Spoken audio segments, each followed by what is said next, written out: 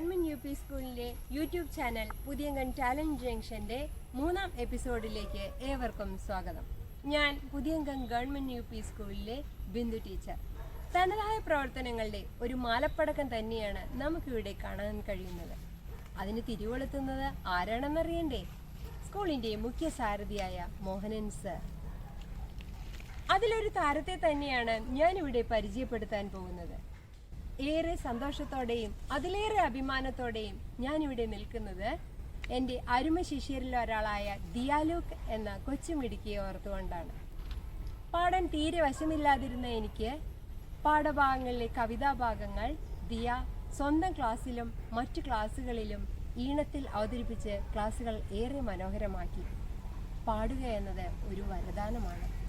ഹൃദയസ്പർശിയായ ശബ്ദത്തിനുടമയായ ദിയാലൂക്ക് ആ ശബ്ദം ഒരിക്കൽ കേട്ടാൽ മതി, അത് നമ്മുടെ കാതുകളിൽ അലകളായി ഒഴുകിയെത്തും. ചുണ്ടുകൾ അറിയാതെ ആ ഗാനശകലങ്ങൾ മന്ത്രിക്കും, ഒരു ഹൃദയഹാരിയെ പോലെ. മനോഹരമായ ഈ പ്രപഞ്ചത്തിലെ കല്ലും മണ്ണും പുൽനാമ്പുകളും കവിതകളിൽ കൂടി നമ്മോട് സംസാരിക്കുമ്പോൾ നാം അടുത്തറിയുന്നു ഈ പ്രകൃതിയെ, അടുത്തറിയിക്കുന്നു നമ്മുടെ ദിയാലൂക്ക്. കാണണ്ടേ നമുക്ക് ആ കൊച്ചുമിടുക്കിയെ? നമസ്കാരം, ഞാൻ ദിയാലൂക്ക്. പുതിയങ്ങം യു.പി. സ്കൂളിൽ 6-ാം ക്ലാസ്സിൽ പഠിക്കുന്നു. ഈയിടെ മലയാള സാഹിത്യത്തോട് വിട പറഞ്ഞ മഹാകവിയാണ് അക്കിത്തം അച്യുതൻ നമ്പൂതിരി.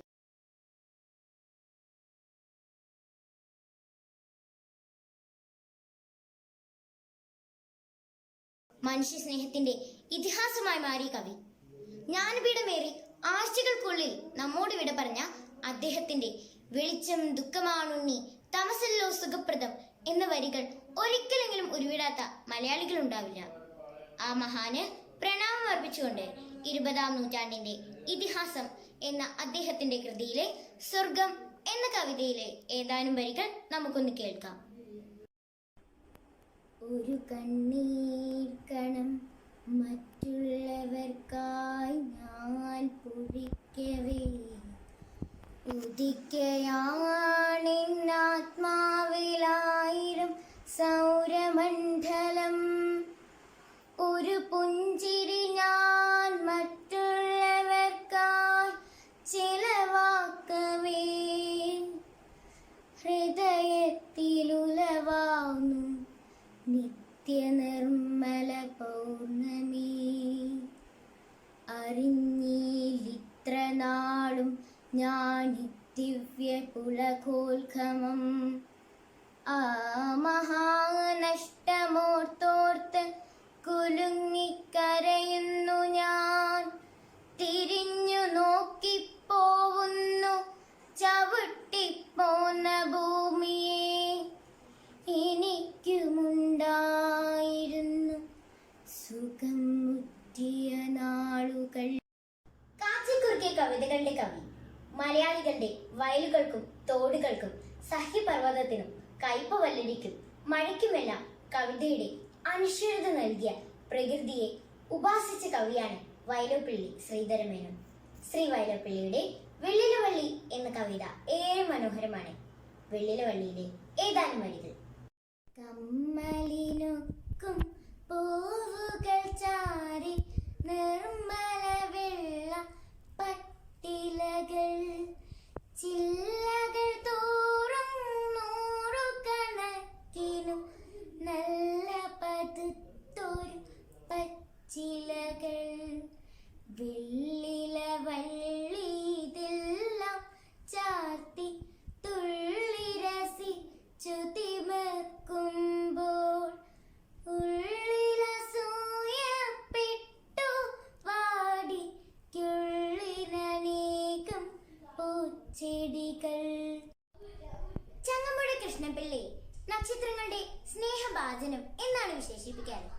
രമണൻ എന്ന കൃതി മലയാളി നെഞ്ചേറ്റിയതാണ്. രമണൻ ഒരു സംഗീത നാടകമാണ്. ഇതിലെ ഒരു ഭാഗമാണ് ഗ്രാമഭംഗി. നമ്മുടെ ഗ്രാമങ്ങളെ ഇതുപോലെ വർണ്ണിച്ച മറ്റൊരു കൃതി ഇല്ലെന്ന് പറയാം. എനിക്ക് ഏറെ ഇഷ്ടപ്പെട്ട അതിലെ ഏതാനും വരികൾ. മലരണിക്കാടുകൾ തിങ്ങി വിങ്ങി മരതക കാന്തി മുങ്ങി മുങ്ങി കരളും മിഴിയും കവർന്നു മിന്നി കരയറ്റോര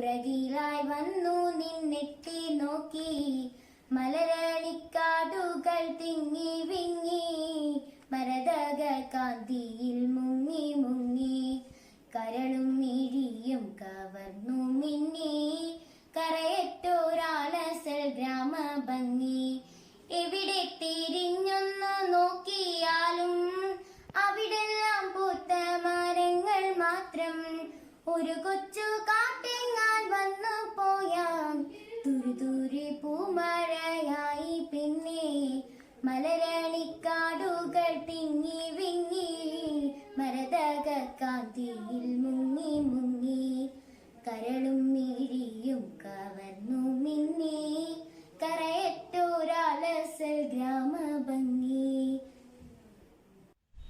ചിതറിത്തെറിക്കുന്ന ചിന്തകളിലെപ്പോഴും നിന്റെ ഈ പുഞ്ചിരി ഒന്നു മാത്രം മഴവില്ലു പോലെ നീ മനസ്സിൽ തെളിയുമ്പോൾ ഉണരുന്നു എന്നിലെ മോഹങ്ങളും ചിതറിത്തെറിക്കുന്ന ചിന്തകളിലെപ്പോഴും നിന്റെ ഈ പുഞ്ചിരി ഒന്നു മാത്രം മഴവില്ലു പോലെ നീ മനസ്സിൽ തെളിയുമ്പോൾ ഉണരുന്നു എന്നിലെ മോഹങ്ങളും. മനോഹരമായ കെട്ടിടങ്ങൾക്ക് മുന്നിൽ മൺചട്ടികളിൽ കോലങ്ങൾ വരച്ചു വെച്ചിരിക്കുന്ന കണ്ടിട്ടില്ലേ? എന്തിനാണെന്നറിയാമോ അത്? ആ കെട്ടിടങ്ങൾക്ക് കണ്ണ് തട്ടാതിരിക്കാൻ വേണ്ടി. മനോഹരമായ കവിത പാടിയ ദിയാലുക്കിന് കണ്ണ് തട്ടാതിരിക്കാൻ വേണ്ടിയാണ് ടീച്ചർ ഈ കവിത പാടിയത്. എങ്ങനെയുണ്ട് നമ്മുടെ ദിയാലുക്ക്? സൂപ്പർ അല്ലേ? ഇനിയുമുണ്ട് നമ്മുടെ സ്കൂളിൽ ഒരുപാട് താരങ്ങൾ. അടുത്ത അടിപൊളി താരവുമായി നമുക്ക് വീണ്ടും കാണാം. അപ്പോഴേ മറക്കല്ലേ, ലൈക്ക്, ഷെയർ, സബ്സ്ക്രൈബ്. ബൈ.